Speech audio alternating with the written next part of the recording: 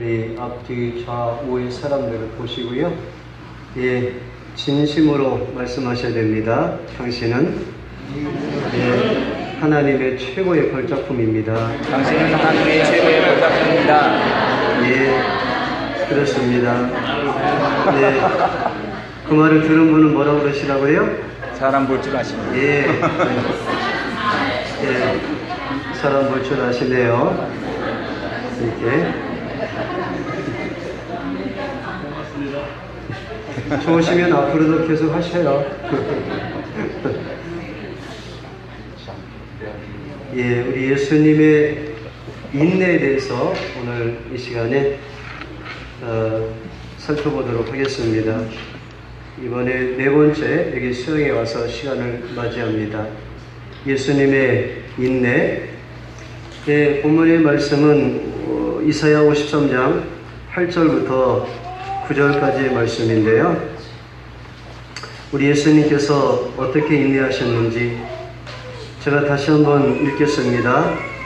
그가 곤욕과 신문을 당하고 끌려갔으니 그 세대 중에 누가 생각하기를 그가 산자의 땅에서 끊어짐은 마땅히 형벌받을 내 백성의 허물을 인함이라 하였으리요. 그는 강포를 행치 아니하였고 그 입에 괴사가 없었으나 그 무덤이 악인과 함께 되었으며 그 묘실이 부자와 함께 되었도다.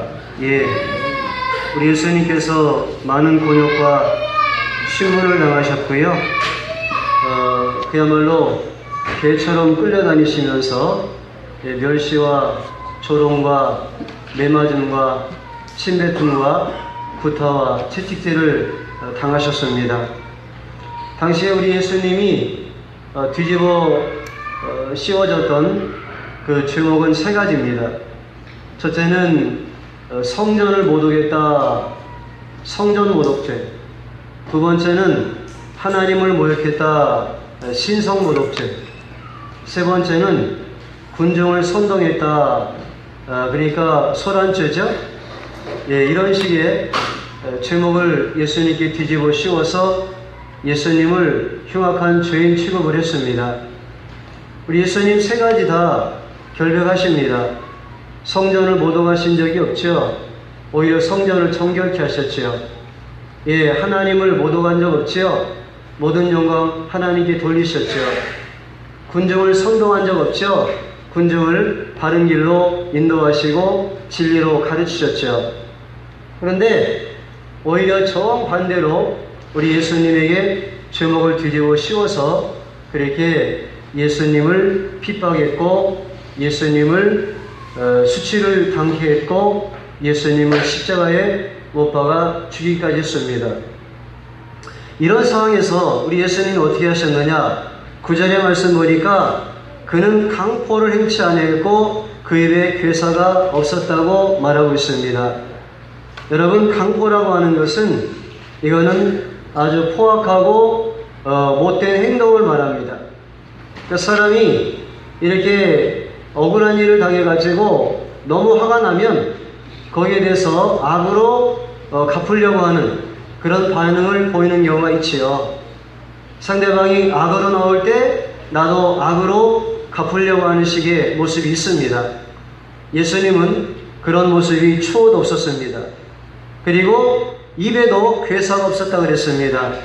입에 괴사가 뭐죠? 입의 괴사는 거짓된 말, 속이는 말, 이런 말을 의미합니다. 예수님은 억울한 일을 당하셨지만 절대로 감정적으로 악으로 갚지 않으셨고 그 입으로도 말로도 괴사를 행치 않으셨다. 나쁜 말을 내뱉지 않으셨다. 그러니까 한마디로 말하면 예수님은 그 모든 일을 인내로서 잘 참고 견디셨다. 오늘 말씀의 제목이 예수님의 인내입니다. 인내가 참 중요합니다.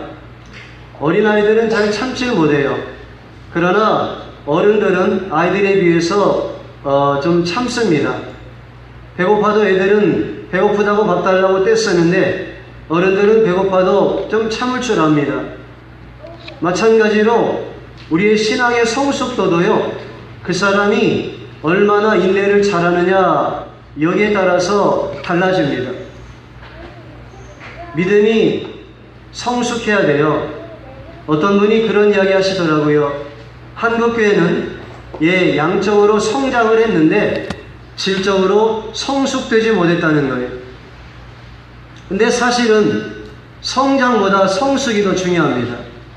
애들이 겉으로 키 크고 덩치 큰 것이 중요한 것이 아니고요, 내면적으로 잘 참고 인내하고 견디고 버틸 줄 아는 그런 힘이 있는 것이, 이것이 더 중요한 일입니다. 우리 예수님은 인내를 잘하셨어요. 우리도요, 예수님을 닮아서 강포를 행치 아니하고 그 입에 괴사가 없어야 됩니다. 다시 말하면 악한 행동으로 그에게 악에게 맞서거나 그 입으로 인해서 그 더러운 말을 내뱉는 이런 모습이 없어야 마땅합니다. 우리 한국 사회가 참 욕을 잘하더라고요. 욕을 잘해요. 초등학교 아이들도 욕을 잘하더라고요. 공항에서 내려가지고 잠깐 이동하는데 공항 내 이동전철 있죠? 그거 탔더니 초등학교 아이들 여럿이 단체 여행 갔다 왔는 모양인데 한 초등학교 5, 6학년쯤 돼 보여요. 애들이 말하는데 막 쌍시옷이 막 연발이 나와요. 그거 다 누가 하는 걸 보고 그럴까요? 어른들이 하는 걸 보고 그거 따라서 하겠죠, 아이들이.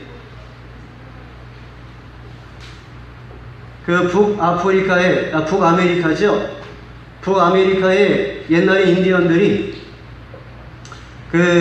곰을 잡는 방법이 있대요. 곰을 어떻게 잡았는가 하면, 곰을 잡는 방법이 의외로 간단했는데, 큰 바위를 밧줄에다가 묶어가지고, 그래서 나무에다 매달아 둔답니다. 그리고는 그 바위에다가 꿀을 잔뜩 갖다 발라놓는데요. 그러면 곰이 꿀 냄새를 맡고 꿀을 좋아하잖아요. 와가지고 바위에 묻은 꿀을 핥아 먹으려고 바위를 딱 잡는 거예요. 근데 이 꿀이 미끄러지니까 바위가 미끄러져가지고 이렇게 튕겨가지고 다시 돌아오면서 자기 얼굴을 때리는 겁니다. 그러면 곰이 이게 나를 쳐? 이래가지고 화가 나요. 화가 나가지고 자기도 더 세게 바위를 내리칩니다.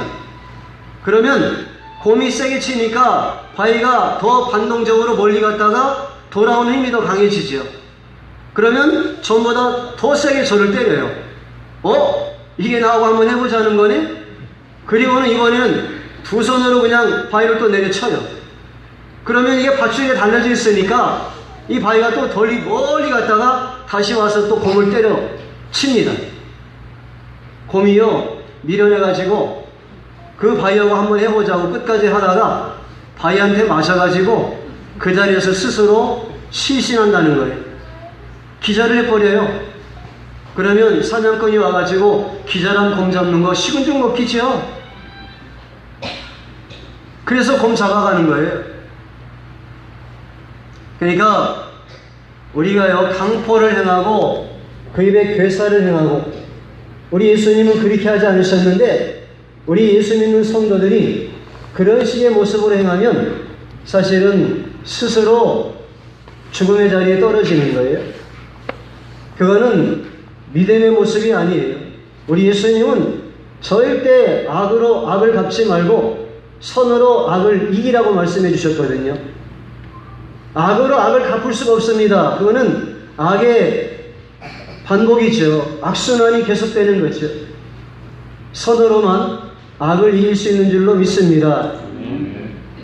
그래서 예수님이 그걸 아셨기 때문에 강포를 행치 않으시고 괴사를 말하지 않으시고 끝까지 참으시면서 오히려 선으로 악에 대해서 맞으셨다 하는 것을 우리가 깨달을 수가 있습니다. 그래서 항상 온유한 것이 이긴다 그랬잖아요. 저희 스승 목사님이 그 얘기 자주 하셨습니다. 사람의 이빨이 굉장히 강해요. 이빨이 강하고, 이빨은 30몇 개씩이나 있잖아요. 그런데 사람이 혀는 부드러워요. 근데 혀는 하나밖에 없어요. 그렇지만 치과는 있어도 혀과는 없지요. 이빨은 빠져도 혀는 안 빠지죠. 혀가 강하고 오히려 이빨이 약하다는 것입니다. 보기에는 이가 강하고 혀가 약해 보이지만 실상은 온유한 것이 이긴다라고 하는 것이죠. 그래서 우리 예수님이 이렇게 악에 대해서 악으로 맞서지 않으시고 핍박이 있었고 억울함이 있었고 그리고 정말 심한 고통이 있었지만 그거를 인내함으로 끝까지 참으셨다는 거죠. 예수님이 참으신 이유가 있습니다. 예수님이 참으신 이유는 오직 한 가지예요. 예수님 당신에게 부여하신 하나님의 막중한 사명을 이루기 위해서지요. 하나님이 예수님께 무슨 사명을 맡겨주셨죠? 십자가와 부활로서 인류 구원에 대한 대업을 완성하실 사명을 맡겨주셨어요. 그래서 참으셔야 그 사명을 끝까지 완수할 수 있었거든요. 그래서 예수님이 인내하심으로 실제적으로 그 사명을 완수하신 것을 우리가 확실하게 성경을 통해서 확인할 수가 있습니다. 세상 죄를 지고 가시는 하나님의 어린 양으로서 우리의 모든 죄를 대신 짊어지시고 양과 같이 피 흘려서 하나님 앞에 제사되어 죽으신 겁니다. 이제 우리들도 예수님처럼 인내해야 마땅합니다. 우리가 어떤 상황에서 인내해야 될까요? 우리가 어떤 상황에서 인내를 해야 되느냐? 우리는 사실 예수님이 아니기 때문에 예수님처럼 그렇게 억울한 일을 당하는 일이 별로 없습니다. 예수님처럼 매맞고 핍박받은 일 없습니다. 앞으로 예수님처럼 십자가에 죽을 일 없을 가능성이 훨씬 크지요. 그러면 예수님을 닮아서 인내해야 된다고 그랬는데 우리가 어떤 때 인내해야 되느냐? 우리가 환난을 당할 때 인내해야 됩니다. 우리에게도 환난은 있습니다. 여러 종류의 환난이 있습니다. 환난이 없는 신앙생활은 결코 없습니다. 그래서 사도 바울은 이렇게 말하죠. 로마서 5장 3절 4절 이하에 다만 이뿐 아니라 우리가 환난 중에도 즐거워하나니 이는 환난은 인내를 인내는 연단을 연단은 소망을 이루는 줄 알미로다 그랬습니다. 여러분 여기서 중요한 것이 뭐죠? 여기서 중요한 게 뭐냐면 인내가 가운데 들어가 있습니다. 인내가 가운데 들어가 있으니까요. 인내의 앞과 뒤가 있어요. 그러니까 인내는요. 그냥 인내가 혼자로서 다니는 것이 아니고 인내는요. 반드시 세 개가 세트로 다닙니다. 세 개가 세트로 다니는데 어떻게 세트로 다니죠? 인내 앞에는 환난이 있어요. 시련이 있습니다. 고난이 있습니다. 핍박이 있습니다. 여러 어려움들이 있습니다. 그러니까 우리 앞에 여러 종류의 환난과 시련과 고난과 문제들이 있을 때에 우리는 그 모든 문제에 대해서 어떻게 반응한다고요? 인내로 반응한다고요. 그러면 그 인내 뒤에 뭐가 기다리고 있죠? 인내 뒤에는 소망이 기다리고 있어요. 인내를 잘하면 소망이 기다리고 있고 그리고 우리의 하나님이 말씀하신 소망이 성취가 돼요. 뿐만 아니라 내가 하나님을 향해서 믿음으로 가지고 있었던 이 소망도 하나님이 이루어 주셔요. 그 세 가지가 항상 세트예요. 세트. 예수를 안 믿는 사람들도요, 소망이 있습니다. 소망을 가지고 살아가요. 근데 예수를 안 믿는 사람들의 소망은요, 확실하게 말씀을 드려서 그 소망은 죽은 소망입니다. 죽은 소망. 왜 죽은 소망인가 하면 예수 안에 있는 사람들이 갖고 있는 소망은요, 전부 육체를 살면서 눈에 보이는 것들이 대부분이에요.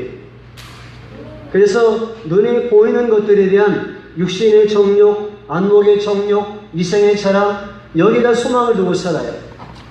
저도 예수님을 만나기 전에 그 소망으로 살았었어요. 그 소망이 아주 충만했었어요. 그 소망을 이루기 위해서 얼마나 열심히 앞으로 달려갔는지 몰라요. 근데요, 예수 안에 있는 사람들이 가진 이 모든 소망들은 왜 죽은 소망이냐면, 죽으면 다 물거품이 돼버리는 거예요. 육체의 생명이 끝나면 그들이 가진 소망은 전부 다 허망하게 사라져버리는 것들이에요. 그러니까 죽은 소망이에요. 죽음으로 끝나버리는 소망이니까 결국은 아무것도 남지 않은 죽은 소망이에요. 사도 베드로는 우리가 가진 소망을 무슨 소망이라고 그랬죠? 산 소망이라고 그랬어요. 우리 예수 믿는 사람들이 가진 소망은 왜 산 소망이냐? 우리는 지금 육체를 가지고 살아있으면서도 그 소망 가운데 살기에 그 소망으로 말미암아 더욱더 힘있게 살아갈 수 있고요. 그리고 우리가 육체적으로 죽어도요, 이 죽음을 통해서 오히려 영원한 소망이 완성이 돼요. 사라지지 않는 소망이에요. 어떤 면에서는 죽어야 더 완성되어지는 그런 소망이에요. 그래서 사도 바울이 산소망이라고 표현한 것은 바로 그런 의미가 있습니다. 그래서 여러분들이 인생을 살아가시면서 또 신앙생활 하시면서요, 반드시 여러 가지 환난을 만날 것인데, 그 환난을 만날 때 믿음으로 잘 인내하시기를 바랍니다. 예수님을 바라보시면서 인내하시기 바랍니다. 어떤 목사님은 하도 속썩이는 병이 있어가지고 너무 힘들었는데 그 힘들 때에 이렇게 이야기하면서 잘 인내하셨다 그래요. 예수님이 나를 보고 참아주셨으니 나도 저 사람 보고 참아주자. 그렇게 스스로 이야기하시면서 인내하셨다 그래요. 예수님이 인내하셨으니까 우리도 예수님 바라보면서 인내해야 될 줄로 믿습니다. 그러면 예수님께서도 인내하심으로 말미암아 우리 인류를 구원하시는 이 놀라운 대업을 완성하신 것처럼, 그 소망을 이루신 것처럼 우리들도요, 인내함으로써 소망을 이루게 될 줄로 믿습니다. 어떻게 인내해야 될까요? 인내를 하긴 해야 되는데 어떻게 인내를 하는 것이 잘 인내하는 것일까요?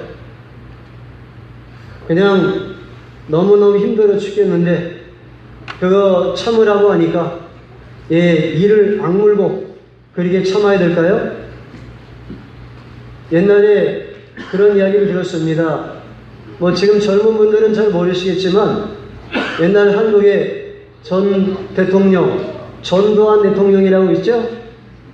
이 전두환 대통령이 대통령 자리에 물러나고 나서 여러 가지 비리한 것에 대해서 드러나가지고 자기가 세우는 거나 다름없는 노태우 대통령, 그 대통령이 되고 나서 오히려 백담사라고 하는 것으로 쫓겨났지요. 그래가지고 이 전두환 대통령이 백담사에서요, 하도 억울해가지고 날마다 이를 악물고 이를 갈았대요. 그래가지고 이가 다 망가졌대요.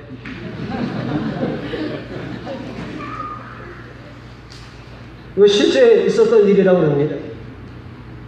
그러니까 얼마나 억울했겠어요.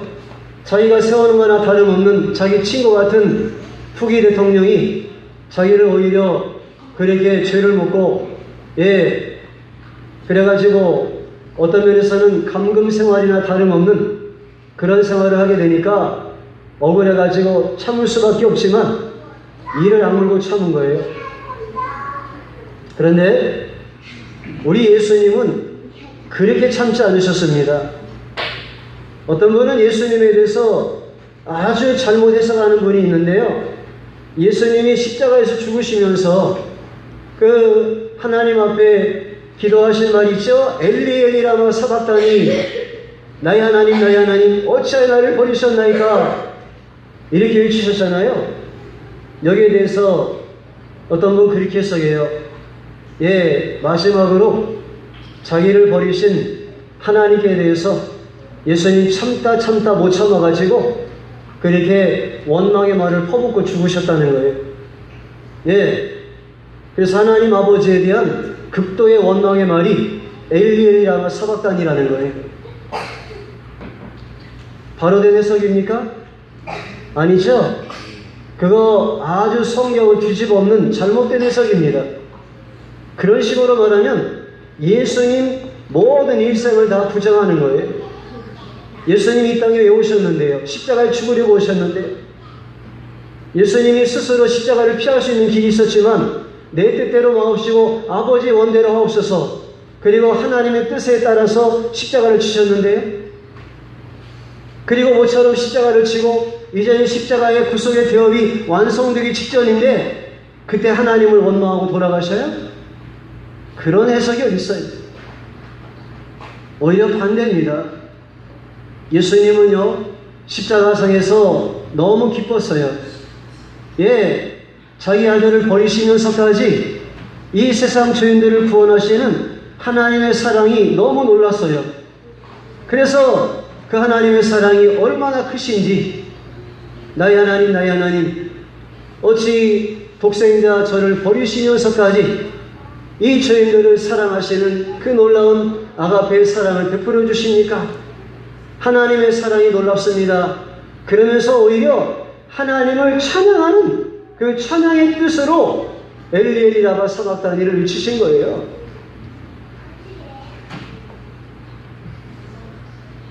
노 목사님, 뭐 근거로 그렇게 해석을 하십니까?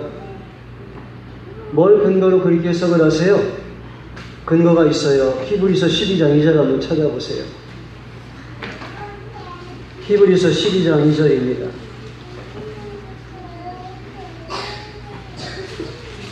히브리서 12장 2절, 유명한 말씀인데요. 우리 이 말씀을 함께 읽어보겠습니다. 히브리서 12장 2절 말씀을 같이 읽겠습니다. 찾으셨죠? 믿음의 주요 또 온전케 하시는 이 예수를 바라보자. 저는 그 앞에 있는 즐거움을 위하여 십자가를 참으사 부끄러움을 개의치 아니하시더니 하나님 보좌 우편에 앉으셨느니라. 여러분 이 말씀 자세히 보세요. 믿음의 주요 온전케 하시는 이신 예수님을 바라보자 그랬죠? 예수님을 바라보시기 바랍니다. 예수님을 바라보셔야 돼요. 그런데요, 이 뒤에 있는 말씀을 보니까 예수님이 경험한 내용 가운데서 좀 부정적인 의미의 단어가 두 가지가 있어요. 부정적인 의미의 단어가 두 가지가 뭐가 있을까요? 찾으셨습니까? 부정적인 의미의 단어 두 가지. 부정적인 의미, 하나는 십자가지요, 하나는 부끄러움이죠. 십자가가 있고 부끄러움이 있습니다. 이게 부정적인 의미예요. 오늘날 우리는 십자가를 예수님의 구속의 상징물로 보지만 적어도 이 히브리서 저자가 살던 시대는요, 이 십자가는 그런 의미가 아니었었어요. 일반적으로 볼 때 이건 부끄러움과 수치와 저주의 상징물이었어요. 그래서 예수님이 당하신 것 가운데 부정적인 의미의 십자가가 있었고요, 그리고 부끄러움이 있으셨어요. 완전히 벌거벗겨가지고 그렇게 십자가에 못을 박았으니까요. 멸시와 수치와 천대와 갖은 수욕을 당하셨으니까요. 그런데요, 여러분 보세요. 이게 있어가지고요, 또 두 가지 긍정적인 의미의 단어가 두 가지가 나옵니다. 십자가와 이 부끄러움이 있었지만 그 다음에 오는 두 가지 긍정적인 의미의 단어가 있어요. 뭐가 있을까요? 찾으셨죠? 뭐가 있었습니까? 두 가지. 즐거움이 있었고요. 그리고 하나님 보좌 우편에 앉으신 것이 있었어요. 그렇죠? 예, 즐거움이 있었고 하나님 보좌 우편에 앉으신 것이 있었다. 그 앞에 있는 즐거움이 뭐예요? 예수님이 십자가에서 죽으심으로 구속의 대업을 완성하심으로 이제 죽어가는 지옥 가는 그 형벌받을 영혼들이 구원받아서 하나님의 자녀로 천국 백성 되어지는 이것이 너무나 즐거운 거예요. 예수님은요 십자가를 지실 때에 원망으로 불평으로 십자가를 지신 게 아니라니까요. 기쁨으로 즐거움으로 십자가를 지신 게 확실하죠? 확실해요. 그런데 더 중요한 것이 히브리서 12장 2절에 감춰져 있습니다. 더 중요한 게 뭘까요? 한번 찾아보세요. 더 중요한 거. 십자가가 있고 부끄러움이 있는데 그 다음에 즐거움이 오고 하나님 보좌 우편에 앉는 영광이 오는데 이 두 가지를 이어주는 게 있어요. 그렇죠? 정답이 나왔습니다. 참으사가 있어요. 이 참으사가 두 가지를 연결해 주는 겁니다. 아까 말씀드린 로마서 5장 3절과 4절에 세 가지가 세트로 다닌다 그랬죠? 세 가지가 세트로 다닌다고 말씀드린 거 기억하시죠? 인내가 가운데 있고 인내 앞에 뭐가 있다고요? 환난이 있고요. 그 다음에 인내 뒤가 뭐가 있다고요? 소망이 있다고 그랬죠? 오늘 여기 히브리서 2장 12장 2절도 똑같은 거예요. 예수님이 환난, 십자가와 부끄러움을 당하시는 환난을 경험하셨어요. 그런데 예수님이 그것을 인내로서 잘 참아서 끝까지 견디셨어요. 그랬더니 그 앞에 있는 영혼들이 구원받는 즐거움과 하나님 보좌 우편에 앉는 영광스러운 소망이 성취가 된 거죠. 할렐루야. 할렐루야. 이게 성경 말씀의 공통적인 약속입니다. 약속이.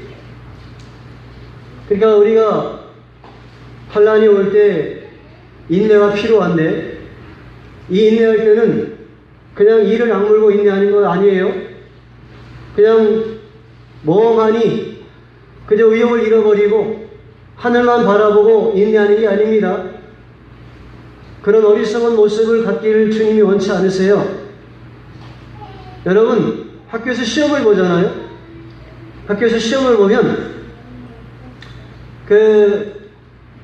공부를 많이 한 아이도요 시험을 보는 태도에 있어서 성적이 안 좋게 나올 수가 있어요.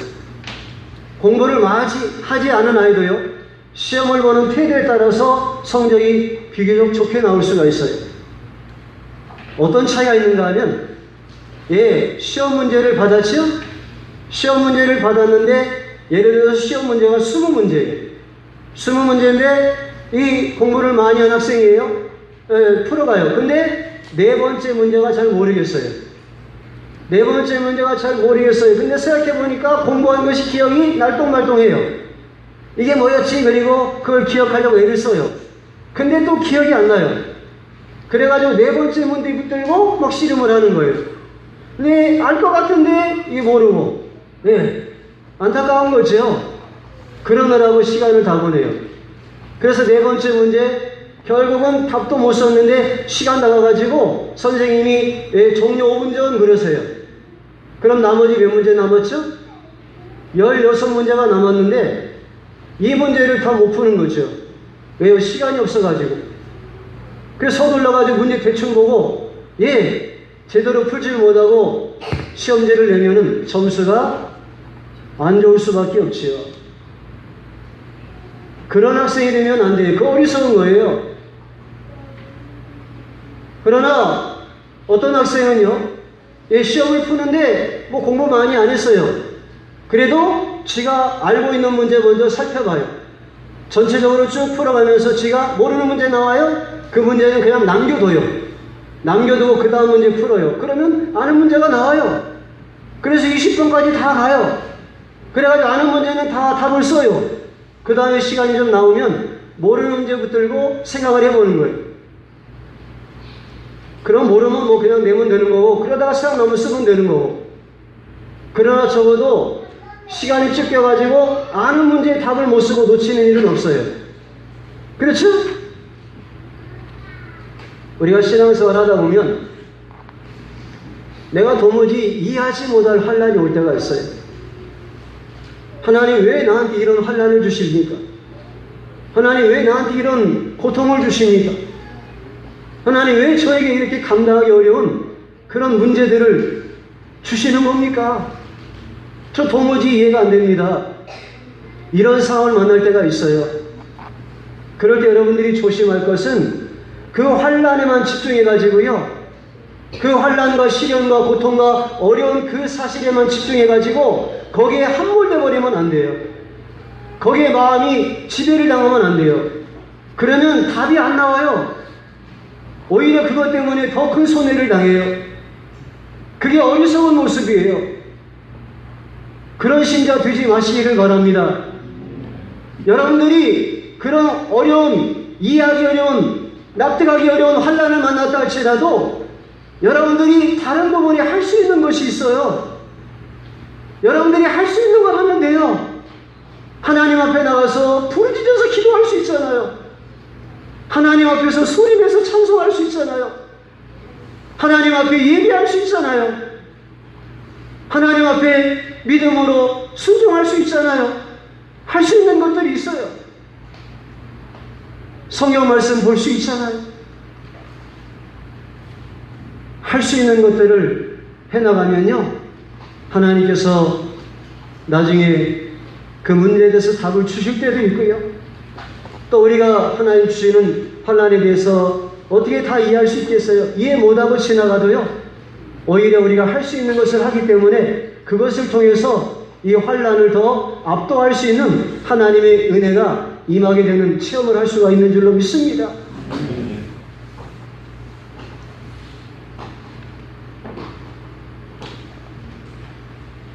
그래서 지혜로운 성도는 하나님을 이해하려고 하지 않습니다.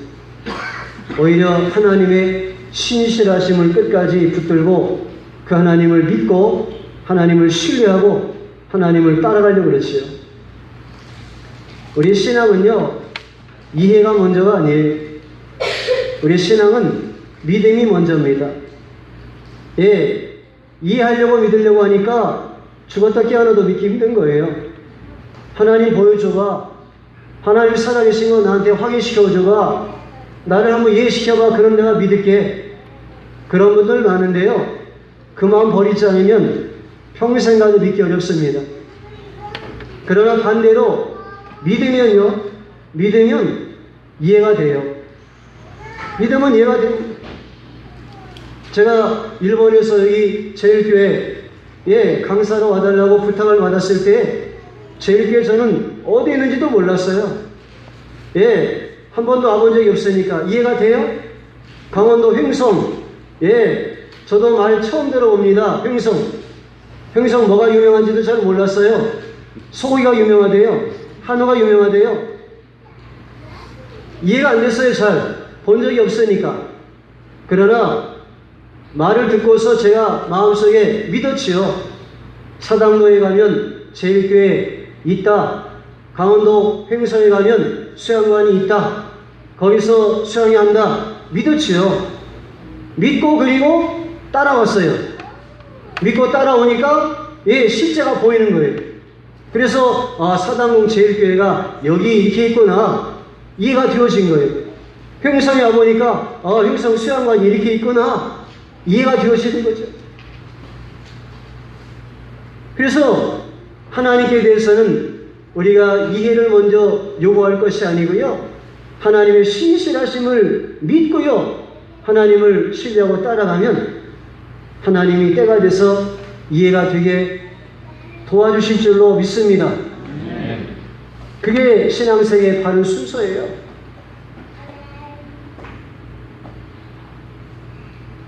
우리가 언제까지 참아야 될까요? 참기는 참아야 되는데 언제까지 참아야 될까요?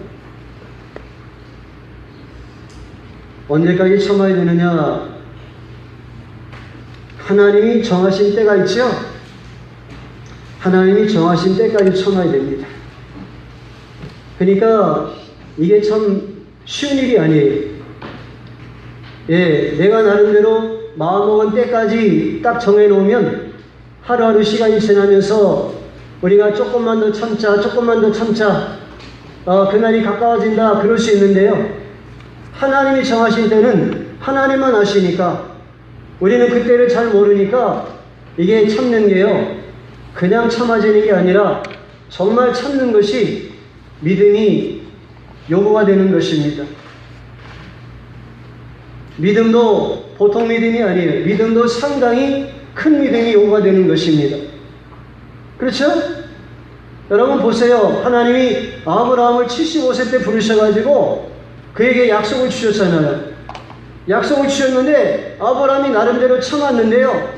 왜? 하나님이 자기가 오랫동안 기다렸는데 약속한 것을 안 주시는 것 같으니까 약속의 자녀가 나오긴 나와야 되는데 왜 안 나올까? 이러니까 참질 못하고 하나님, 차라리 자식 주는 거 제가 기다리느니 우리 집의 종 엘리에셀 이자를 그냥 후사로 삼겠습니다. 제 양자로 삼겠습니다. 이런 식으로 불신앙적인 반응을 보이는 모습이 있었잖아요. 그리고 또 참았어요. 하나님이 아니라고 그러시니까. 그런데 나중에 또 인간적인 수법을 써가지고 또 못 참고 여종 하가를 동침해가지고 이스마엘을 낳았죠. 믿음의 조상인 아브라함도요, 하나님의 때까지 참아야 되는데 하나님의 때까지 참는 것이 이게 쉬운 일이 아닌 것을 우리에게 보여주고 있는 겁니다. 이게 참 어려운 거예요. 하나님의 때가 언제인지 모르니까. 하나님의 때는 75세 때 아브라함을 부르셔서 25년 기다리게 하신 다음에 100세의 자녀를 낳게 하신 거죠. 그게 하나님의 때예요. 하나님이 어떤 면에서는 우리의 때가 아니라 하나님이 정하신 때까지 기다리게 하시는 과정 속에서 우리의 힘을 다 빼시는 것 같아요. 우리의 힘을 다 빼가지고 자기 힘으로 해보려고 하는 거 다 빠지게 한 다음에 그 다음에 정말 철저하게 하나님만 의지하도록 겸손하게 만들어서 그 다음에 하나님이 하나님의 때에 일을 하시는 것 같아요. 여러분, 물에 빠져서 허우적거리는 사람 있잖아요. 그 사람 구원한다고 자기가 아무리 수영을 잘해도요, 바로 뛰어들어서 그 사람 구하려다가 결국 둘 다 빠져 죽습니다. 물에 빠진 사람을 건져내기 위해서 철저하게 지켜야 될 수칙이 두 가지가 있어요. 한 가지는 그 사람 기운 빠질 때까지 기다려야 돼요. 허우적거리고 기죽 빠질 때까지 기다렸다가 그 사람이 자기 힘으로 어떻게 허우적거리지 못할 때 들어가서 건져내야 돼요. 아니면 그 사람 가가지고 뒤통수를 한 대 때리든지 해가지고 기절을 시켜가지고 그렇게 해가지고 그 사람 힘쓰지 못하도록 힘 빠지게 만들어서 끌어내야 돼요. 안 그러면요 큰일 납니다. 물에 빠진 사람이 온몸에 힘을 다 막 안간 힘을 쓰기 때문에요, 구하러 들어온 사람 붙들고 그 사람 수족을 제어시켜버려요. 헤엄 못 치게 만든다고요. 그게 이 세상에서도 물에 빠진 사람 구출하는 원리인데요, 하나님께서도 우리에게 그렇게 정하신 것이 아닌가. 부족하지만 저의 경험이 그런 부분들을 깨닫게 했어요. 저도요, 사람이 좀 기질이 강한 기질이라 아주 악착같은 기질이 있습니다. 그래가지고 무슨 일을 하고자 하면 얼마나 열심으로 그렇게 뛰쳐나간지 몰라요. 그러다 보니까 항상 하나님보다 앞서간 적이 많았어요. 그런데 앞서가면 일이 안 돼요. 될 것처럼 보이는데 안 돼요. 저기 문이 열려있다. 기회다. 가자. 그리고 열심히 뛰어갔거든요.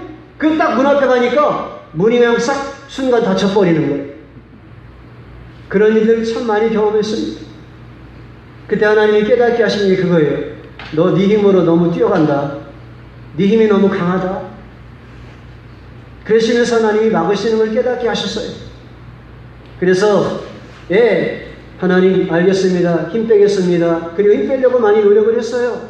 아직도 다 빼진 못했지만 그럴 때 보니까 문이 닫혀 있어요. 문이 닫혀 있는데 하나님이 이제 기회라 그 문 앞에 가봐라 그러시더라고요. 근데 문 앞에 갔는데 문이 안 열려요. 하나님 문이 닫혀 있는데요. 걱정하지 말고 가봐라. 그리고 갔어요. 갔더니요. 딱 그 앞에 도착하니까 문이 열려요. 하나님이 그렇게 역사하셨어요. 그런 일들을 참 많이 체험했습니다. 그러니까 내 힘으로 하려고 할 때는 문이 열렸는데 뛰어갔더니 닫혀버리고, 하나님이 인도하심을 따라서 하려고 하니까 문이 닫혔는데 그 앞에 가니까 문이 열리는 거예요. 그래서 하나님이 정하신 때가 있는 거예요. 하나님이 정하신 때는 우리의 힘이 다 빠졌을 때라고요. 그래서 그런 말 흔히 하죠. 사람의 마지막이 하나님의 시작이다. 그 말이 참 일리가 있습니다. 사람의 마지막이 하나님의 시작이고요. 사람의 절망이 하나님의 소망이고요. 그쵸? 하나님이 그렇게 역사하시는 줄로 믿으시기 바랍니다. 그래서 보세요 여러분, 모세도 그러잖아요. 모세도 애굽에 살 때 자기 힘으로 내가 애굽 백성들을 구원해보자 그리고 나섰다가, 그쵸? 예? 자기가 애굽 백성들을, 예? 애굽 백성 가운데 히브리 백성이죠? 히브리 민족을 구원해보자 이러고서는 자기 나름대로는 힘이 바짝 들어갔었어요. 예, 40세니까 뭐 한참 또 정력도 왕성해요. 그래가지고 그 히브리 민족이 애굽 사람한테 핍박받는 모습을 보고 가가지고 구해주겠다고 한방 치니까 자기 힘으로 나서니까 사람 죽이고요. 그리고 도망갈 수밖에 없어요. 도망자의 신세가 됐잖아요. 미디안 광야에서 양을 치면서 40년 동안 제대로 된 훈련을 받은 거죠. 무슨 훈련 받았다고 생각하세요? 그 힘 빼는 훈련 받은 거예요. 자기 힘 빼는 훈련. 그 40년 뒤에 하나님이 나타나셔서 떨기나무 가운데서 부르시고, 신을 벗어라 모세야, 신을 벗어라, 너의 선 곳은 거룩한 곳이다. 이제는 네가 신을 벗고 네 힘으로 하지 말라는 거예요. 신을 벗고 네 마음대로 다니지 말라는 거예요. 신을 벗고 네가 구원하겠다고 그렇게 앞서가지 말라는 거예요. 이제는 네가 과거처럼 네 힘으로 사람 때려 죽이는 사람 되지 말고, 이제는 온전히 나만 의지하고 나만 믿고 나와 함께하면 내가 너를 애굽 사람들 앞에서 신이 되게 하겠다. 애굽 사람 앞에서 신이 되게 하겠다. 신이 하나님처럼 되게 하시겠대요. 그러시면서 하나님이 모세를 들어서 쓰시잖아요. 모세가 그렇게 쓰임받기까지 힘 빼는 시간 몇 년 걸렸다고요? 40년 걸렸다고요. 40년. 예. 한국의 어떤 유명한 화백이 그림을 참 너무너무 잘 그려가지고 그 화백한테 한 수 배우고 싶어가지고 젊은 화백이 찾아갔대요. 한 수 가르쳐 주십시오. 어떻게 하면 이렇게 참 정말 멋진 그림을 그리실 수 있습니까? 비결은 간단하네. 아니, 비결이 간단해요? 간단하네. 손에서 힘을 빼게나. 그러면 되네, 그러더래. 그래요? 손에서 힘만 빼면 되는 거예요? 그렇게 간단해요? 그런데 나는 손에서 힘을 빼는데 시간이 한 50년 걸렸네. 그러더래요. 아직 힘 많이 안 빠지셨죠? 저도 아직 힘 다 못 뺐습니다. 우리 힘 빼는데 시간이 많이 들어요. 그런데 하나님께서는 우리의 힘이 빠지길 기다리시고요. 힘이 빠져서 우리의 마지막인 것처럼 보일 때 하나님이 시작하시는 줄로 믿습니다. 네, 그래서 인내가 필요해요. 여러분, 성경을 보시면 신앙의 위대한 모습으로 하나님 앞에 쓰임받은 인물들이 그런 인내의 시간이 없었던 사람들이 누가 있었나요? 요셉도 보세요. 요셉도 17살 때, 그죠? 아버지 집 떠나가지고 종살이, 감옥살이 몇 년 동안 보냈습니까? 13년 동안 보냈죠? 30살에 애굽의 총리가 됐으니까. 다윗도 보세요. 다윗도 10대의 소년으로요. 골리앗을 때려눕히고요. 그리고 인기가 올라갔었지만, 그러나 얼마 후에 기름 부음 받았지만 사울의 그런 죽이려고 하는 세력을 피해가지고 광야에서 이슬 맞으면서 그에게 떠돌이 생활로, 망명 생활로 얼마나 힘든 고난의 시간들을 보냈습니까? 언제까지요? 하나님이 정하신 때까지. 그래서 다윗이 이스라엘의 통일왕국의 왕이 된 것은 40대예요. 40세 때입니다. 오랜 인내의 시간이 필요한 거예요. 하나님이 정하신 때까지의 시간이 필요한 겁니다. 그래서 우리는 성격이 급해가지고 하나님보다 앞서가는 것도 경계해야 되고요. 또 어떤 면에서 성격이 또 너무 느긋해가지고 하나님보다 뒤쳐가는 것도, 이것도 조심해야 될 일입니다. 우리가 항상 하나님과 함께해서 하나님과 동행할 때에 하나님이 정하신 때를 느낄 수 있는 그런 영적인 안테나가 잘 세워질 수 있습니다. 그리고 그때를 느끼는 영적인 예민함이 있을 때에 우리에게 더욱더 인내의 힘도 주어지게 되는 줄로 믿습니다. 헬라 말로요, 시간이라고 할 때 시간의 개념이 두 가지가 있죠. 예, 크로노스가 있고 카이로스가 있습니다.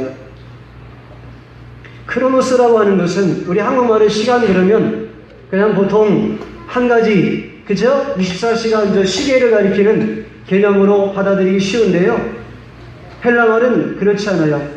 크로노스라고 하는 건 그야말로 이 시계의 개념입니다. 하루 정해진 24시간의 개념이에요. 이게 사람의 시간이에요.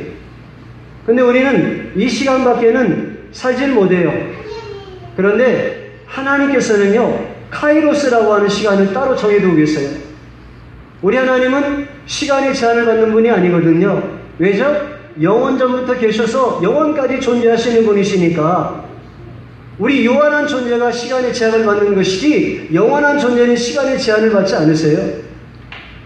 그래서 우리 하나님은 카이로스라고 하는 시간적인 개념을 가지고 행하셔요. 그 하나님은 어떻게 하셔요? 하나님의 정하신 때를 주세요. 그래서 하나님이 정하신 때가 있어요. 이건 우리의 정한 때하고 다르다는 거죠. 하나님이 정하신 그 기회, 하나님이 정하신 하나님의 뜻이 이루어지는 그 상황, 이것이 있다는 것입니다. 우리가 크로노스의 시간으로 인내하는 게 아닙니다. 내일 모레까지 이 일을 이루어주세요 하나님, 그리고 내일 모레까지 기다릴게요, 이게 아니고요. 카이로스의 시간, 하나님이 정하신 때가 있고 하나님이 정하신 때가 저에게 가장 좋은 때인 줄로 믿습니다. 네, 하나님이 정하신 때에 제일 저에게 좋은 것으로 하나님이 이루어 주실 것을 소망합니다. 그렇게 믿으시기 바랍니다. 어떤 분은 하나님 앞에 부자 되게 해달라고 막 기도 많이 하셔요. 그래서 하나님 11조를 저가 1억 원을 바칠 수 있게 해주세요 막 기도했어요. 11조 1억 원 바치게 해달라고 하면 자기한테 몇 억 달라는 거예요? 자기한테 9억 달라는 거죠?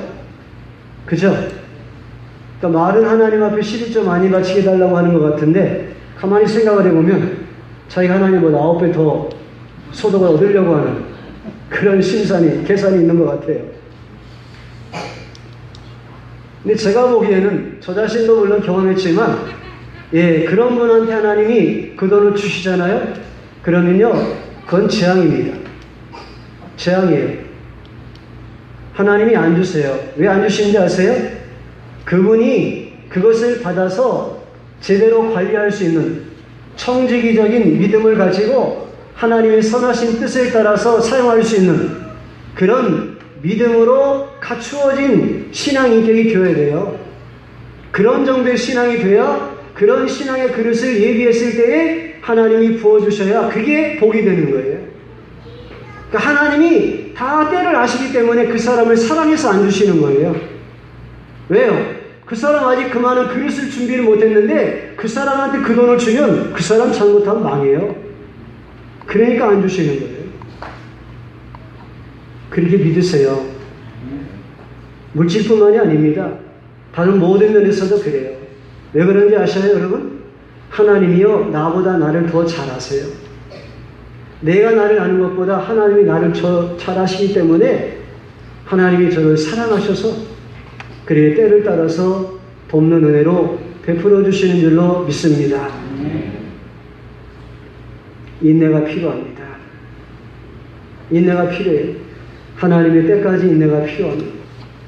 그래서 히브리서 10장의 36절에는 이렇게 말씀합니다. 히브리 10장 36절에 너희에게 인내가 필요함은 너희가 하나님의 뜻을 행한 후에 약속하신 것을 받기 위함이라. 예, 인내가 필요한 것이 뭐라고요? 하나님의 뜻을 행한 다음에 약속하신 것을 받기까지의 기다림이 필요하다는 겁니다. 여러분, 아무리 성격이 급해도요, 오늘 씨앗을 뿌리고 내일 열매를 거두는 일은 불가능합니다. 씨앗을 뿌렸으면요, 열매 맺을 때를 기다려야 돼요. 그래서 누가복음 8장에도 보면 밭에 비유가 있죠? 밭에 비유가 있는데 밭이 4가지 밭이 있죠? 예, 길가밭, 그 다음에 가시밭, 그 다음에 돌짝밭, 그 다음에 옥토밭. 좋은 밭이 있죠? 여러분 아시다시피 길가밭, 가시밭, 돌짝밭은 결실을 못했어요. 결실하는 것처럼 보이다가 말라져 버리고 새가 와서 먹어버리고, 그쵸? 거둘 것이 없었어요. 추수할 게 없어요. 그런데 좋은 밭에 심겨진 것은 결실을 해가지고 30배, 60배, 100배의 결실을 얻을 수가 있어요.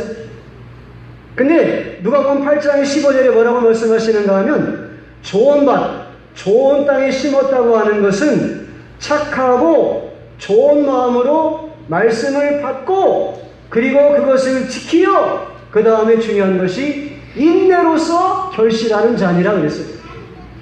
뭘로서 결실을 해요? 인내로서 결실하는 자니라. 그러니까 마음밭이 좋다고 하는 것은, 열매를 얻는 마음밭이라고 하는 것은 인내심이 있다고 하는 거예요. 인내심. 하나님 말씀을 받고 그 말씀에 대해서 착하고 좋은 마음으로 인내할 때에 그 인내가 결실, 열매를 가져다 주는 줄로 믿으시기 바랍니다. 아멘. 일본 선교사 갔을 때요, 개인적인 간증입니다만, 처음에 교단에서 좀 대책이 없이 이렇게 갔어요. 그래가지고 급하게 가는 바람에 비자를 3개월 일본어 어학 연수 비자로 받아서 갔어요. 근데 3개월이 딱 끝난 다음에 비자 연장을 신청했는데 비자가 안 나왔어요.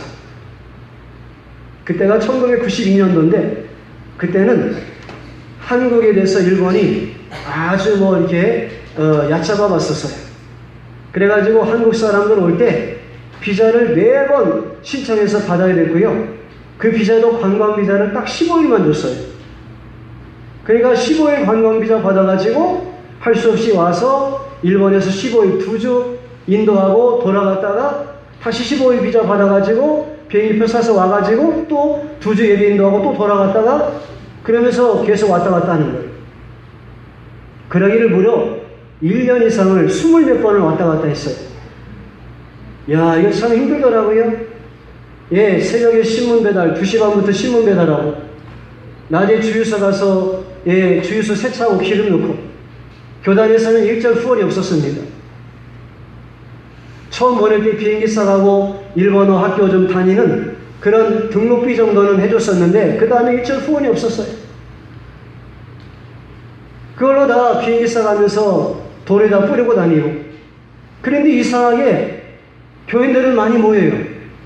처음에 가정집에서 밥상 놓고 예배드리기 시작했는데, 연세 많으신 할머니, 할아버지 3분 앉혀놓고 예배드리기 시작했는데, 교인들이 많이 늘어나가지고 1년 사이에 막 한 30명 정도 이렇게 늘어났어요. 주로 유학생들이 많이 와가지고. 근데 하나님이 비자는 안 주세요. 일본에 입국 관련 가가지고 비자 달라고 그러니까, 비자 안 준대요. 비자 받으려면 일본 교단에 추천을 받아가지고 일본 교단이 보증을 해주든지, 아니면 일본 사람 중에 돈 많아가지고 당신의 신원을 책임질 만한 사람이 내가 이 사람 신원을 책임지겠습니다. 보증인을 구하든지 둘 중에 하나 하래요. 근데 저는 일본 교단 아는 데도 없었고 일본 사람 돈 많은 사람 보증인 설 수 있는 사람도 없었고 그러니까 비자를 못 받았어요. 근데 여러 번 왔다 갔다 하니까 나중에 공항에서 저를 잡아요. 잡더니만 사무실을 끌고 가더니 당신 뭐하는 사람이냐? 선교사입니다. 근데 선교사가 관광비자를 이렇게 왔다 갔다 하느냐? 이거 비자법 위반이다. 이러면 안 된다. 선교사 비자 달라고 그러는데 당신 나라에서 안 줍니다. 당연하지 안 주지. 한국에서 무슨 일본의 선교사냐? 한국 일본보다 훨씬 못 사는데 선교사라고 하는 건 부자 나라에서 가난한 나라 가면서 도와주는 거 아니냐? 오히려 이러면서 큰 소리 치더라고. 그 사무실에 가서 취조당했어요. 그리고 경고받았어요. 그렇다고 안 갈 수 있어요? 어떻게 해요? 15일 지난 다음에 또 들어갔죠. 또 들어갔는데 이번에는 입국 관리 심사하는 사람들이 있잖아요. 거기서 제가 줄 서가지고 눈치를 보는 거예요. 어떤 사람이 좀 뚱뚱한지. 뚱뚱한 사람이 좀 여유가 있을 것 같아서. 예, 누가 남자인지, 남자가 좀 마음이 넓을 것 같아서. 누가 안경을 안 썼는지, 안경을 안 쓴 사람이 좀 덜 까다로울 것 같아서. 그래가지고 줄 잘 섰다 싶어가지고 기다리는데, 옆에 줄이 까다로운 사람으로 보이는데, 옆에 줄이 사람들이 빨리 들어가요? 그러면 또 그 옆으로 옮겼다가. 안 잡히려고요. 그리고서 일본에 포기하지 않고 들어왔습니다. 또 붙들렸어요. 붙들려가지고 이번에는 당신 추방시키겠대요. 들여보내주질 않아요. 그러면서 그 사무실에 저를 감금하고 있어요. 그 제가 부탁했죠. 이제 이번만 들여보내줘라. 이번만 들여보내주면 다음번에 안 들어오겠다. 정말 약속하겠냐? 약속하겠다. 말 못 믿는다. 각서 써라. 각서를 썼어요. 이번만 들여보내주면 다음은 안 하겠습니다. 각서 써놓고 그번에 들어왔어요. 근데 희한해요. 성도들은 늘어나죠. 근데 또 교회는 핍박이 있어요. 전도하니까 그 동네 사람들이 교회 예배당 앞에 현관 앞에 막 개똥, 이 고양이 똥, 막 똥을 갖다가 산을 만들어 놓고 교회 자동차 빵꾸를 내가지고 타이어 바람을 빼놓고 나중에는 교회 간판까지 와가지고 밤에 떼가 버렸어요. 이런 식의 핍박이 있었어요. 한편에 그런 마음도 생기는 거예요. 비자도 안 나오지. 이렇게 핍박이 있지. 이런 곳에서 하나님이 그만하시라는가 보다. 그만둘까 싶었어요. 그런데 그만둘 수가 없어요. 왜요? 영혼들이 몰려와요. 그리고 하나님이 일본 안 가겠다고 그렇게 제가 때를 썼는데 하나님이 일본에 확실히 저를 가라고 말씀으로 소명을 주셨어요. 그래서 왔어요.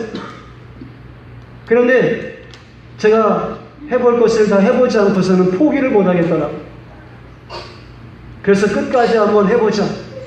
예, 해볼 거 다 해보고 그래도 안 되면 어쩔 수 없겠지. 그 다음에 제가 어떻게 했는가 하면 그 다음에는요. 제가 들어갔던 곳이 오사카였거든요. 오사카에 제가 써놓은 각서가 있잖아요. 근데 1992년, 93년도만 해도 전산화로 통일이 안 됐었어요. 그렇기 때문에 각서 쓴 것이 거기에만 있었지 다른 데는 공개가 안 되는 거예요. 그래가지고 제가 비행기표를 나고야로 끊었어요. 나고야 아시죠? 나고야표를 끊어가지고 이번에는 나고야로 들어갔어요. 그래서 나고야에서 기차를 타고 오사카에 내려가서 또 2주 예배 인도하고 그리고 다녔어요. 그래도 한계가 있잖아요. 그래서 이제는 결판을 보자. 나는 일본 교단에 후원도 없고 일본인 부자가 보증 써줄 사람도 없고 하나님이 저의 보증인이 되는 줄 믿습니다. 하나님이 저의 보증이 되주십시오. 그렇게 믿고요. 그냥 무모하게 비자를 신청을 하려고 준비했어요. 그러면서 탄원서를 썼어요. 내가 여기 와서 교회 세우고 하나님의 복음 전하는 일을 하고 있다. 당신의 나라 영혼들 구원하는 일을 하고 있다. 탄원서를 쓰고서 비자를 달라고 요청을 했어요. 그리고 탄원서를 가지고 그 지역에 있는 교회들을 열몇 군데를 찾아다니면서 목사님들을 만나가지고 목사님들께 사정을 설명하고 이 탄원서에 서명 좀 해달라고 그랬어요. 그랬더니 목사님들이 다 이구동성으로 말씀하세요. 이런 식으로 해서 비자 안 준다. 이거 비자 받을 이 가능성이 없다. 무모한 짓을 그만해라. 목사님들이요, 열몇 분이요, 한 번도 저에게 소망을 주는 분이 없었어요. 왜요? 현실이 그렇지 않으니까. 다 안 된다는 거예요. 근데 한 분이 비자 받을 수 있는 방법이 있다고 일본 목사님이 말씀을 해주셔가지고, 야, 하나님이 기회를 주시는가 보다. 그래가지고 막 선물을 사가지고요, 그분이 또 도와주신다고 그래가지고, 예, 금일봉까지 싸가지고요, 그리고 찾아갔어요. 찾아가서 아이고 비자 받을 수 있는 방법이 있다니 목사님이 도와주시겠다니 고맙습니다. 선물 드리고요. 그리고 금일봉도 드리고요. 참 부탁합니다. 그랬어요. 그랬더니 이분이 하는 얘기가 일본 여자하고 위장 결혼하네요. 자기한테 200만 원만 주면 위장 결혼 시켜가지고 비자를 주겠다는 거예요. 야, 일본 목사 가운데도 그런 브로커가 있더라고요. 선물 준 거 뺏어오고 싶었는데 참 그럴 정도로 비자 받는 일도 어렵고 힘들었습니다. 그런데요, 제가 참을 수 있었던 힘은 한 가지죠. 보내신 분이 하나님이시거든요. 저를 부르신 분이 하나님, 저를 보내신 분이 하나님. 그런 찬성이 있죠? 나를 지으신 이가 하나님, 나를 부르신 이가 하나님, 나를 보내신 이가 하나님. 나의 나된 것은 다 하나님의 은혜라. 아멘. 그 하나님이 저를 보내신 게 확실하거든요. 그래서 하나님이 저에게 그만 됐다, 포기하고 가라. 이제 너는 여기서 할 일 다 했고 내 때가 아니다. 너는 내가 다른 곳에서 쓰겠다. 이렇게 말씀을 주셨으면 포기할 수밖에 없었죠. 그러나 하나님이 그런 말씀을 안 주셨거든요. 그래서 그렇게 할 수 있는 대로 참으면서 견뎠어요. 그랬더니 하나님이요, 목사님들 탄원서 쓰는데 도장해 줄 때 다 도장은 찍어주지만 부정적인 말만 하니까 저도 마음이 무너지고 낙심이 돼가지고, 이거 쓸데없는 짓 하는가 보다. 교회 와서 기도하는데 마음이 쫙 가라앉더라고요. 근데 하나님이 그러셔요. 하나님이 강하게 저를 책망하시면서, 야, 노아키 목사, 그때는 전도사였을 것 같은데 제가 목사였나 보다. 야, 노아키, 너 사람을 믿냐 하나님을 믿냐? 너 지금 왜 이렇게 낙심하고 있냐? 너는 지금 사람의 말 때문에 그런 거 아니냐? 네가 정말 하나님이 나를 믿고 나를 신뢰하고 있냐? 그렇다면 내가 해줄 거니까 도전하라. 하나님 말씀하시더라고요. 제가 얼마나 회개했는지 몰라요. 목사지만 정말 내가 사람을 믿었지 하나님을 믿지 않았구나. 예, 그때도 정말 많이 회개했어요. 그리고 회개하고 나서 즉각적으로 이발소에 달려가가지고 무슨 짓을 했는가 하면 머리를 빡빡 밀어주세요 그랬어요. 그 머리를 빡빡 밀고 그 다음날이 주일날이었는데 주일날 강대상 앞에 앉아있으니까 우리 성도들이 다 와가지고 은혜를 받았어요. 어느 저희 스님이 와서 예배를 드리는구나. 세상에 어느 저희 스님이 오셨을까. 그리고 다들 놀랐는데 앞에 딱 쓴 걸 보니까 자기네 교회 담임 교육자예요. 제가 하나님 앞에서 하나님을 신뢰하지 않냐고 사람 말 때문에 영향을 받은 것이 회개가 돼서 새 마음을 얻으려고 그렇게 했었거든요. 그리고 하나님이 보증되게 해달라고 기도하고요. 그렇게 믿고요. 비자 서류를 냈어요.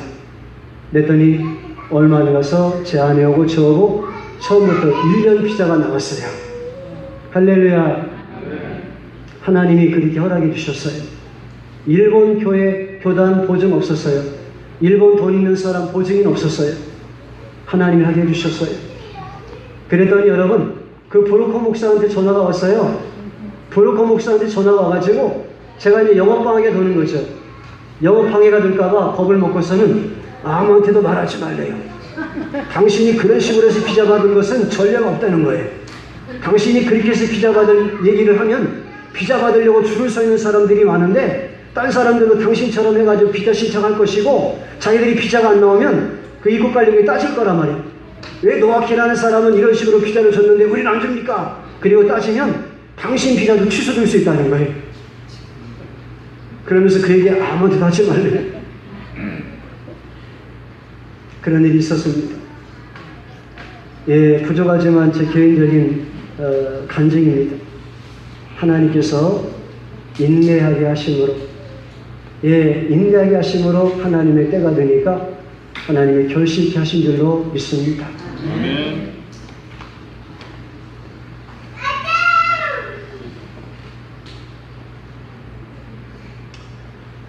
감사합니다. 제가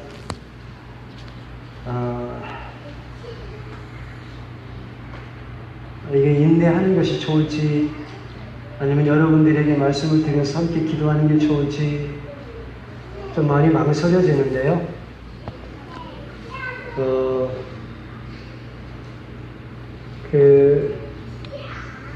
우리가 함께 한 마음으로 기도하는 것이, 두세 사람이 모여서 함께 기도하는 것이 더 역사하는 힘이 많다고 그랬으니까, 마침 또 이곳에 와서 하나님이 그런 소식을 듣게 하셔서 여러분들에게 함께 기도하기를 요청을 드리고 싶습니다. 어저께 제가 이 집회 시작하기 전에 제 아내한테서 또 제 아들 녀석한테서 카톡을 받았는데, 저희 큰아이가 지금 26살이고 직장을 다니는데요. 얘가 직장에서 몇 달 전에 건강검사를 했는데 혈액에 좀 이상이 있어가지고 재검을 받으라고 했어요. 재검을 받았는데 재검받은 결과 어저께 나왔는데요. 신장암 혹은 혈액암 둘 중에 한 가지 가능성이 크다고 그런 진단 결과가 나와가지고요. 저도 상당히 좀 쇼크를 받았어요. 어저께 첫 예배 시작하기 전에 그런 소식을 들었습니다. 그래서 제 딴에는 마음이 좀 많이 무거웠어요. 말씀을 증거하면서도 정말 마음이 좀 집중되지 못한 그런 모습들도 있었음을 고백합니다. 그런 생각 때문에 오늘 아침에도 제가 말씀을 찾아서 기도하다가 우리 아이에게 하나님 말씀으로 힘을 얻도록 메일을 보내주고 또 거기에 이렇게 집중하다가 보니까 내려오면서 선교하는 원고도 놓고 오고 이렇게 좀 어선했었습니다. 여러분들께 그런 면에 좀 양해를 구하고요. 오늘 이 주신 말씀이 저의 상황에 지금 해당하는 줄로 저는 그렇게 믿습니다. 하나님께서 이해하기 어려운 환난을 주셨어요. 그러나 하나님의 때에 하나님이 소망을 이루실 줄로 믿습니다. 그 소망을 이루시려고 저는 제 아들 녀석에게 목사하라고 그랬거든요. 목사하길 원했어요. 그래서 너도 목사해라 그런 얘기를 했었는데 저도 목사하기를 싫어했던 사람이거든요. 근데 하나님이 부르셔서 지금 목사를 하고 있고, 저는 뭐 이런 얘기는 있을 수 없는 얘기지만 다시 태어나도 목사할 것이고 목숨이 100개가 있어도 100개 목숨 다 목사할 거예요. 전 너무 이것이 행복해요. 너무 이런 일생으로 쓰임받는 것이 감사하고 축복이라고 믿어요. 그래서 우리 아들 녀석에게도 제가 그런 길을 걸어가길 원해서 늘 얘기했어요. 내 아들 녀석이 저는 그 길 못 가요 그러더라고요. 그래서 왜 못 가냐 그랬더니 아버지 보니까 저는 못 가요 그래요. 야, 너 무슨 소리 하니? 아버지가 한 번도 목사에서 이거 힘들다고 불평의 말이나 원망의 말을 해본 적이 없는데 아버지 늘 감사하고 행복하다 그랬는데 네가 무슨 말이니 그랬더니 그래서 나는 못 가요 그래요. 무슨 말이냐니까 내가 아버지 교회 사람들도 보고 목회적인 상황도 보고 보면 힘든 일이 한두 가지가 아니고 교인들도 속썩이는 사람들도 많고, 그런데 아버지 그걸 다 참으면서 그렇게 행복하다고 고백하고 하면서 목회길을 가는 거 보니까 자기는 그렇게 못한대요. 그래서 자기는 그릇이 못된대요. 제가 하나님께 기도했어요. 하나님, 이 아이에 어떤 계기를 주셔서라도 깨닫게 해주시고 주님의 사랑을 확실히 느끼게 하시고 어차피 사라져버릴 한 번밖에 없는 이 일생인데 그 사라져버린 일생을 여러분 사라지지 아니할 영원한 가치를 위해서 헌신할 수 있다라고 하면 이것만큼 특권이 어디 있습니까? 그렇잖아요? 영원한 것을 얻기 위해서 사라져버릴 것을 버리는 것은 결코 어리석은 선택이 아니에요. 저는 그런 마음을 먹고 있었는데요. 아마 하나님 이런 일을 주신 것도 저의 마음에 하나님을 향해서 소원했던 말을 하나님이 이런 방법을 통해서 혹시 이루실 줄 모르겠다, 그런 생각도 듭니다. 예, 지금은 이해가 안 됩니다. 그러나 하나님의 신실하심을 믿습니다. 그리고 인내할 겁니다. 그냥 이를 악물고 인내하지 않을 겁니다. 찬송하고 감사하고 기도하고 예배하고, 예, 그렇게 하면서 인내할 겁니다. 하나님이 반드시 소망을 이루어 주실 줄로 믿습니다. 여러분, 마침 제가 여기 와서 첫날 이런 소식을 듣게 한 것은, 예, 여러분들에게도 함께 부족한, 예, 저를 위해서 또 제 아들을 위해서, 예, 기도하기를 하나님이 원하시는 뜻이 있는 줄로 그렇게 믿습니다. 함께 기도해 주시면 고맙겠습니다. 오늘 예수님의 인내, 이 말씀 생각하시면서, 예, 받은 말씀 책임질 하시면서 기도해 주시고요. 네, 또 생각나시면 저희 아들 이름이 일민입니다. 일민이. 예, 일본 할 때 일자에다가 백성민자예요. 예, 아버지가 일본 백성들을, 예, 구원하라고 사명받고 왔다. 그래서 너도 이 사명 감당하라. 일본 백성 사랑하라는 마음으로 일민이라고 이름을 지었습니다. 예, 일민이 기억하시고 기도해 주시면 고맙겠습니다. 함께 기도하겠습니다.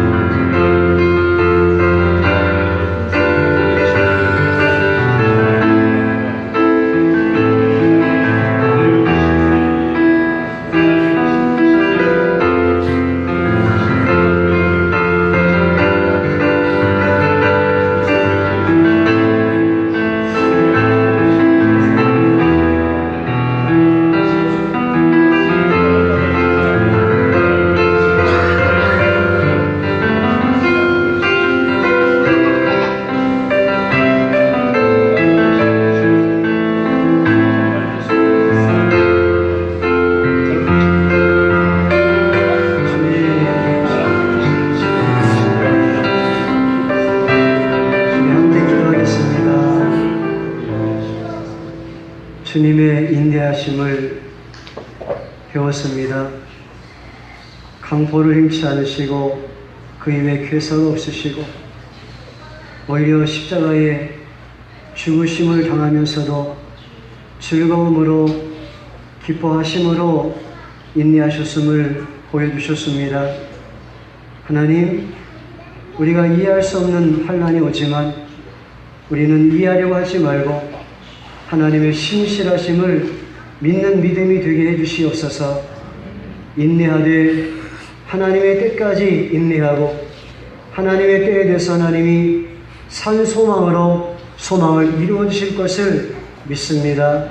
이 믿음 가지고 우리가 예수님의 인내를 닮은 믿음의 사람들로 살아갈 수 있도록 축복하여 주시옵소서.